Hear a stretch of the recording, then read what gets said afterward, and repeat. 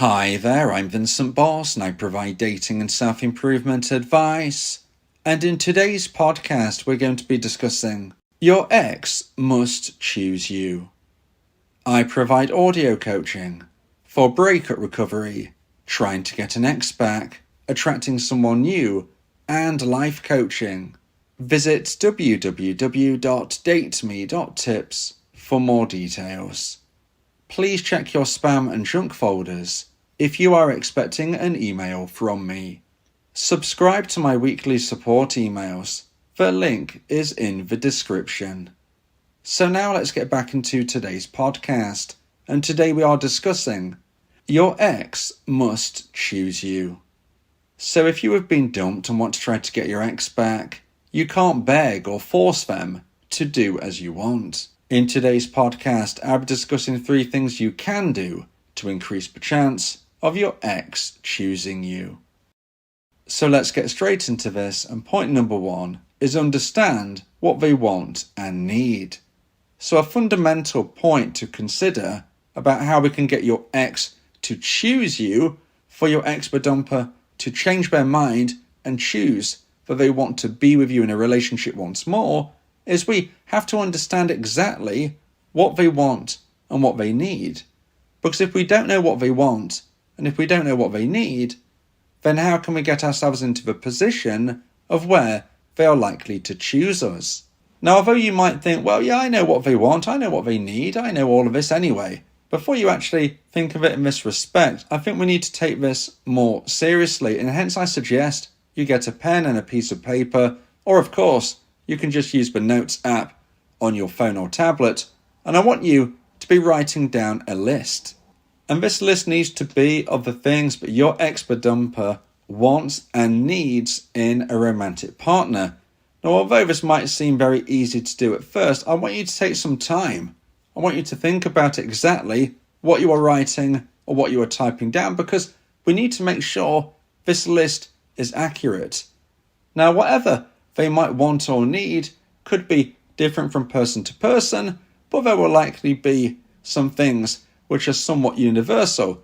I would imagine and suggest that things such as their partner being trustworthy would be something which is going to be universal, but there are going to be many intricate specific things unique to your ex, and something that I can't just predict for you to add. You need to be really thinking about this and create a list which is more than just a few things that you've wrote down. This needs to be a lot of things to be reading. You need a list which is thorough, which is something you can really get your teeth into when we consider exactly what we need to do to push forward.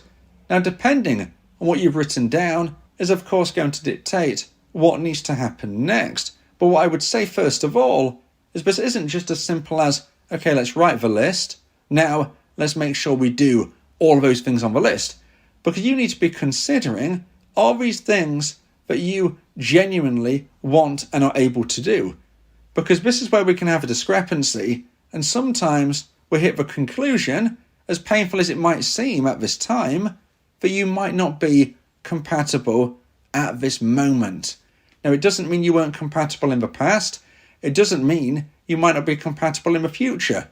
But if you are honest with yourself and there are things that you see on this list that either you can't achieve or things that you don't really believe you want to achieve, well, you probably shouldn't be trying to change yourself in this way. Now, again, I used the example of maybe writing down that they're going to be looking for a trustworthy partner. Now, being trustworthy is something I think we can all try and work on being. We should be trustworthy individuals. But as I mentioned, there are going to be many intricate things written down unique to your ex. Theoretically, this could be something such as they want to go travelling. Deep down, they want a partner to go travelling with. They want a girlfriend or a boyfriend that they can go with and travel around the world. Now, maybe if you are honest with yourself, you don't want to do that.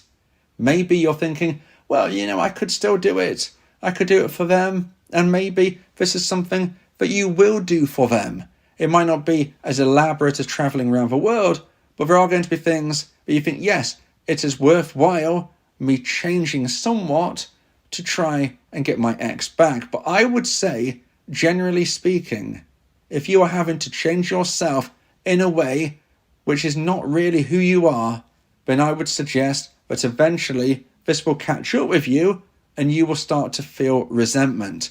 So if you don't want to travel around the world, if you just don't feel it's you, quote unquote, then you probably shouldn't be doing that.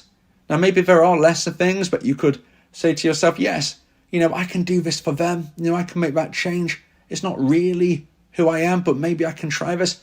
Yes, okay, perhaps. But I would say you've got to be honest, because we can only act for so long before, as I said, it catches up with us and we start to feel resentment. We start to feel frustrated. It's not really us. And I would suggest, unless you are going to go through genuine change yourself, because this is something that you really want to do, irrespective of your ex, maybe you never wanted to go traveling in the past, but now you do. It's not to do with your ex. You actually just want to do it now. Well, that's fine.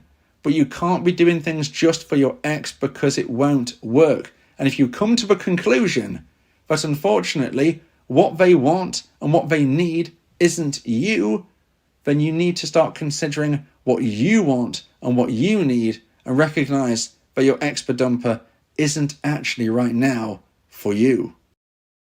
However, let's think of this in a way in which you write these things down and you do understand the changes that you might need to make, the tweaks that need to happen, the progression that you know deep down not only are they looking for, but are things that you should probably be doing yourself and you actually want to do yourself. If you can write down a list where you can then tick off and check off these things and these elements, well, you're going to start becoming someone that your ex-dumper is much more likely to want to be with.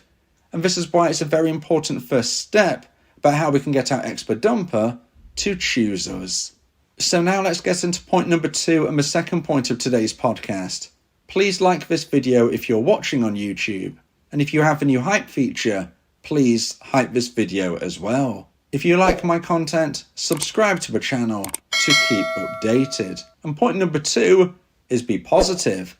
Now this might be easier said than done. You're going through heartbreak. You don't feel positive. You want to get your ex back, but you're feeling really, really down. I understand and appreciate me just saying be positive isn't something that you can just click your fingers and say, yes, I'm being positive now. I feel positive. No, I understand you can't really do this. You can't really fake it till you make it regarding positivity. But I would suggest that if you can get to that mindset in a natural, organic way, this is definitely going to be a situation where your ex-dumper is more likely to choose you. Being negative, being down, being sad, those things, they might be authentic feelings. They might be feelings that you want to discuss with people. I'm not saying bottle them up, but what I am saying is that they are not attractive. We have to be honest. Yes, you might need to discuss these things. Yes, it's important not to just hold this inside. You do need support. You do need things like talk therapy, or certainly to speak with trusted friends and family if you are feeling really down. And if you feel depressed, absolutely go and speak with a local doctor. You will get through this. These feelings are temporary. However, and again, this might sound kind of harsh if you're thinking of it in the way of, well, this is how I feel, and therefore I want to be like this. Look, I'm not meaning to sound harsh, but the reality is your ex-dumper is not going to find it attractive. Okay? So if you do feel in a negative mindset, yes, work through it. Yes, express yourself to the right trusted people, but understand that in this point in time, you are not likely to be chosen by your ex. You are not likely to get your ex back because they are not likely to find that attractive. You need to be positive. It needs to come from reality, not something you just made up and pretended, but you can get there by focusing on you rather than your ex. If you focus on your ex, if you think about them 24/7, if you're wondering who they are with, what they are doing, what's going on with their life, if you're thinking of this all of the time, you are going to be trapped in anxiety, trapped in negativity. This won't help you. It will keep you feeling sad. It will keep you feeling upset. It will not motivate you. If anything, it will demotivate you and you won't feel like doing anything at all. So point number 2, really, really important. You need to get to that position of feeling positive in a genuine way. And that comes from focusing on you and feeling motivated. Now, whether you need a kickstart in helping you feel motivated, well, that's up to you. Some of you will, some of you won't. But we need to get that motivation going. We need to get those plans, those goals, those dreams. We need to get you moving forward and improving every single day. If we can get that positive mindset within you, then you are much more likely to be chosen by your ex, which of course is exactly what we need if you want to try and get your ex back. Now, if you would like advice and support about how to try and increase the chance of one day getting your ex back, then you may want to consider my audio coaching service, where me and you can speak one-on-one about your unique specific situation. Go to my website www.dateme.tips for more information about how I can become your coach and your teammate via my audio coaching service. Talking about your feelings can also improve your mental health. It helps prevent the buildup of negative emotions, which can lead to stress, anxiety, depression, and even physical health issues. Speak your heart to free your mind. So now let's get into point number 3 and the final point of today's podcast. If you feel that this podcast has helped you, then please consider buying me a coffee. The link to do so is in the description. And point number 3 is be accessible. So today we're speaking about your ex must choose you. They must choose you because unfortunately, since they ended the relationship, it has to come from them and from them alone about them changing their mind and wanting to reconnect. Now, don't get me wrong. It doesn't mean you then have to accept. This is something where we need them to change their mind. We need them to choose you. But then, of course, you get your choice. Maybe you don't want your ex back at the time that they reach out. Maybe you do. Maybe you don't. Of course, you have your own choice. But they must choose you from their perspective. They can't be persuaded. They certainly can't be forced. Begging, pleading, reasoning. All of these things are not going to help. All of these things are much more likely to push your ex further away rather than bring them closer. But if and when your ex-dumper does choose you, you need to be accessible. Because if you're not accessible, then all of this hard work you're putting in, all of this regrown romantic emotional attraction, well, it's got nowhere to go. You could say it's all for nothing. If you've built romantic emotional attraction in your ex-dumper's mind and it's hit the necessary high point, this is when they're going to want to contact you. Now, of course, it's theoretically possible they could come and knock on your door. It's theoretically possible that they could give you a telephone call. But the likelihood is they're going to want to send you a message. So even if you are saying to me, well, my ex knows where I live, they can come round, it is not likely.